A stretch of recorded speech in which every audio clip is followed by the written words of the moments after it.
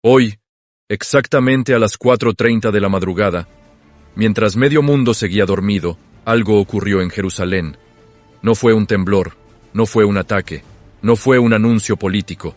Fue algo mucho más antiguo y mucho más peligroso. Una profecía escrita hace 2700 años despertó. Y lo increíble es esto: los medios occidentales lo ignoraron, pero las escrituras no. Porque lo que pasó esta madrugada no es un simple movimiento social. Es el regreso de una tribu perdida. Una tribu que desapareció hace 2 milenios en las sombras de la historia. La tribu de Dan. Pero aquí está el choque. Los periódicos lo llaman un reencuentro histórico. Pero los estudiosos de la profecía lo llaman la señal de la serpiente. Y si ya estás sintiendo esa mezcla de asombro y escalofrío, no te vayas. Porque lo que voy a revelarte hoy no es un dato curioso. Es un mensaje directo para esta generación. Si esta profecía se cumplió, entonces el reloj final empezó a moverse. Y lo que viene afecta a Israel, sí. Pero también te afecta a ti. Lo único que te pido a cambio es dar clic en el botón de suscribirse. Mira bien estas imágenes. Hombres, mujeres y niños etíopes, con túnicas blancas, caminando hacia Jerusalén mientras el sol apenas toca las piedras antiguas. No es un festival, no es un desfile, es un retorno profético. Estas personas pertenecen al pueblo Beta Israel, descendientes de la tribu de Dan, la misma que las escrituras describen como serpiente junto al camino. ¿Notas la hora? 4:30 a.m. ¿Notas el lugar? Jerusalén. ¿Notas el momento? El Sikt, la celebración más antigua de esta comunidad. Todo coincide con lo escrito por Isaías. Todo encaja, todo se está alineando. Esto no es casualidad. Este es el tipo de señal que solo aparece una vez en una generación y estás vivo para verla. Para entender por qué este retorno estremeció a los estudiosos de la profecía, debemos retroceder miles de años, al origen mismo de la tribu de Dan. Dan es una de las 12 tribus de Israel, pero desde el principio fue distinta. No solo por su ubicación en el extremo norte, ni por su papel militar, sino por la profecía única que su propio padre, Jacob, declaró sobre ella. Porque aquí comienza el misterio. Mientras Jacob bendecía a sus hijos, habló de Judá como león, de José como rama fértil, de Zabulón como puerto. Pero cuando llegó el turno de Dan, su tono cambió abruptamente. Dijo: Dan será serpiente junto al camino. No dijo guerrero, no dijo príncipe, dijo serpiente. Y después de pronunciar esa palabra tan dura, Jacob se detuvo, respiró profundo y exclamó: Tu salvación espero, oh Señor. Esa pausa es clave. Es como si al mirar el futuro de Dan, viera algo tan oscuro que lo obligó a orar en medio de su propia bendición. Siglos después, Isaías escribió otra profecía que conecta directamente con este momento. El Señor volverá a extender su mano para rescatar al resto de su pueblo, de Asiria, de Egipto y de Etiopía. Durante siglos esa frase fue un enigma. ¿Judíos en Etiopía? Sonaba imposible. Pero lo imposible para nosotros nunca fue imposible para Dios. Mientras los imperios caían, una comunidad escondida en las montañas de África seguía guardando la Torá, orando hacia Jerusalén y manteniendo viva una identidad antigua. Y esa comunidad decía ser descendiente de Dan. Cuando unes las piezas, comprendes algo inquietante. La Biblia sabía dónde estaba Dan, nosotros no, pero Dios sí. Y cuando Dios decide mover una pieza profética, nada puede detenerlo. Aquí empieza uno de los enigmas más grandes del Antiguo Testamento. ¿Por qué la tribu de Dan desapareció? No estamos hablando de una tribu pequeña o irrelevante. Estamos hablando de la tribu de Sansón, el juez más famoso de Israel. Una tribu guerrera, estratégica, ubicada en la frontera norte, donde siempre llegaban las invasiones. Pero después del exilio asirio, Dan se desvanece. No reaparece junto a las otras tribus. No se menciona en las listas de retorno. No está en los registros del Segundo Templo. Es como si un abismo se tragara su historia. Los rabinos durante siglos debatieron este misterio. Algunos dijeron que Dan se mezcló con pueblos paganos. Otros decían que su rebelión espiritual contra Dios los llevó a la oscuridad. Pero la teoría más impactante es esta. Dan no desapareció. Dan fue escondido. Escondido de los ojos humanos, pero no de los ojos de Dios. Imagina esto. Una tribu entera aislada por miles de años, manteniendo tradiciones ancestrales, sin contacto con Jerusalén, sin conocer el Nuevo Testamento, sin saber que el segundo templo había sido destruido. Eso no ocurre por accidente. Eso ocurre cuando una historia está siendo preservada para un tiempo específico. Y aquí está lo más inquietante. Dan es la única tribu que desaparece de la lista de los 144.000 sellados en Apocalipsis capítulo 7. No Judá, no Rubén, no Neftalí, solo Dan. ¿Por qué? ¿Por qué Dios borraría una tribu entera de la protección final?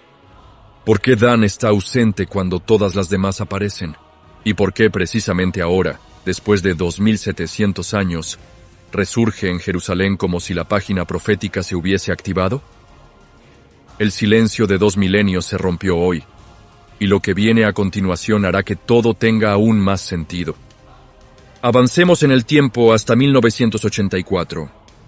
El mundo miraba hacia otro lado, hacia las guerras de la Guerra Fría, mientras en África sucedía una tragedia silenciosa.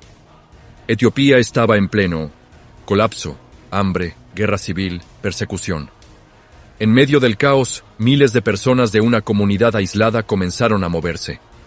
No tenían mapas, no tenían armas, no tenían vehículos, solo tenían una convicción grabada en el alma. Dios prometió que volveríamos a Jerusalén. Los agentes del Mossad quedaron impactados cuando los encontraron. Esta gente no hablaba hebreo moderno, pero recitaba oraciones milenarias. Guardaban la Torá, guardaban el sábado, se consideraban hijos de Israel. Y lo más sorprendente, decían ser descendientes de la tribu de Dan. Fue entonces cuando el gobierno de Israel tomó una decisión que cambiaría la historia. Lanzar una operación secreta de rescate. Su nombre, Operación Moisés. No era un operativo normal. Era casi imposible. Miles de familias caminaron por el desierto de Sudán durante la noche, escondiéndose del ejército, de saqueadores y de los animales salvajes.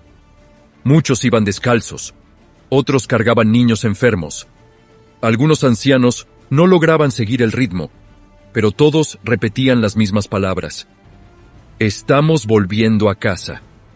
De los casi 12.000 que iniciaron la travesía, más de 4.000 murieron en el camino. Caían en la arena, y nadie podía detenerse a llorar. Si se detenían, morían todos. Este es el precio oculto detrás de la profecía. No aparece en ninguna noticia, no aparece en los documentales, pero es real. Finalmente, cuando llegaron al punto de extracción, vieron algo que nunca habían imaginado. Enormes aviones militares. Para ellos no eran aviones, eran pájaros de hierro enviados por Dios. Por primera vez en milenios, parte de la tribu de Dan estaba pisando tierra prometida otra vez. Isaías 11 dejó de ser un texto antiguo. Se había convertido en una operación militar. Pero Dios no había terminado.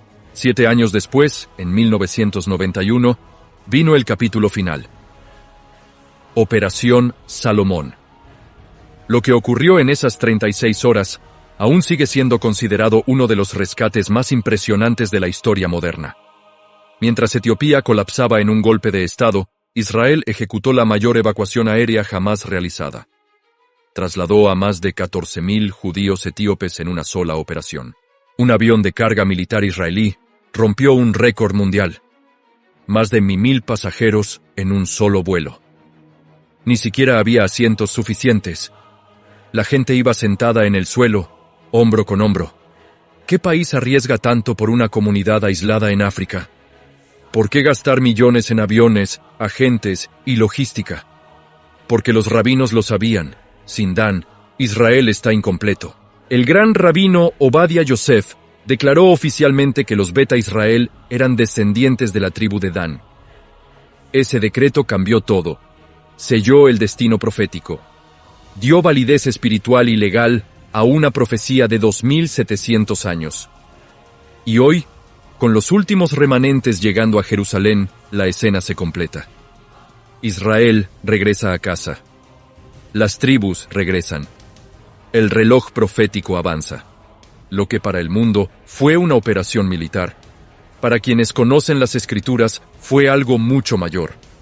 El cumplimiento literal de las palabras de Isaías. Y lo más impresionante es que todavía falta lo más profundo. ¿Tú qué opinas? Deja un comentario mientras ves esto. Responderé todos los comentarios, y aquí viene lo más extraño, porque mientras todos pensaban que la profecía ya estaba cumplida, ocurrió un detalle que nadie vio venir. Un detalle pequeño, pero tan preciso, tan específico, que parecía imposible que fuera casualidad. A las 4:30 a.m. exactas, cuando los primeros testigos miraron hacia la Puerta de los Leones, notaron algo que no estaba allí la noche anterior.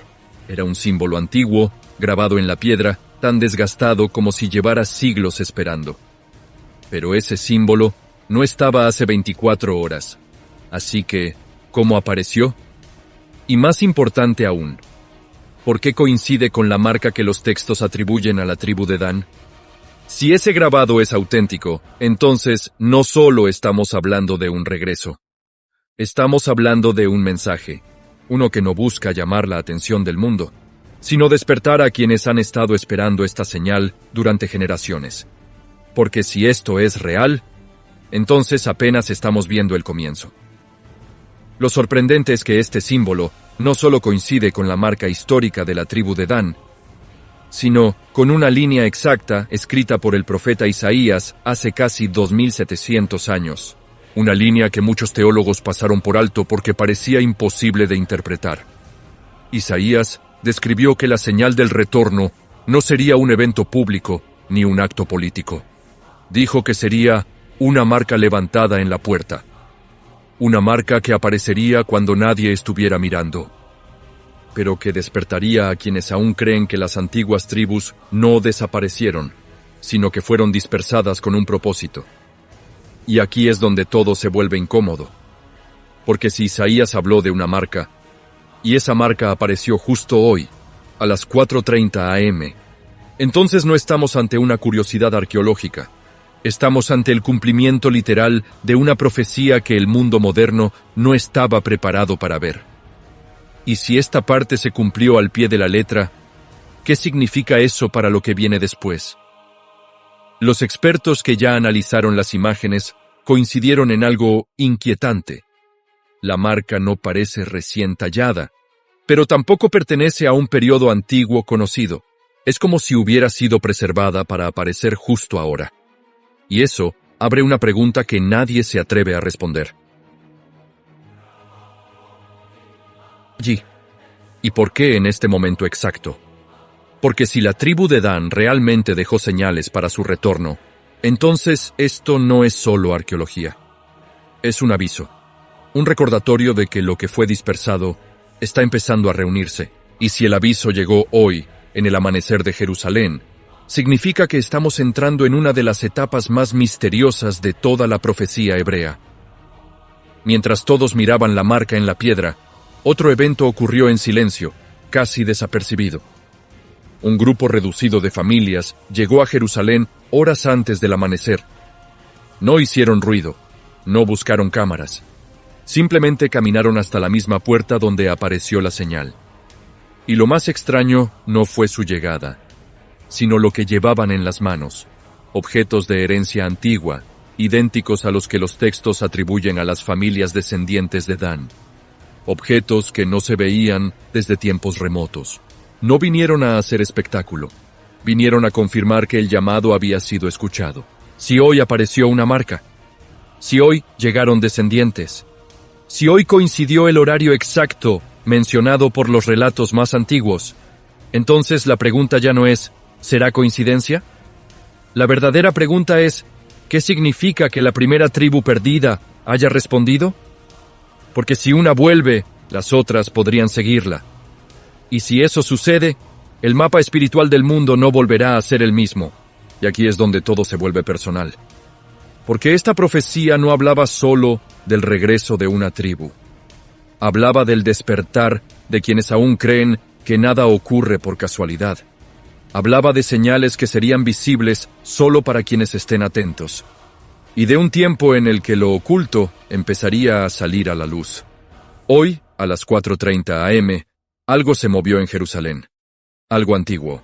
Algo que llevaba siglos esperando. Y quizá, solo quizá, este no es el final de la profecía, sino el principio de algo que apenas comenzamos a entender.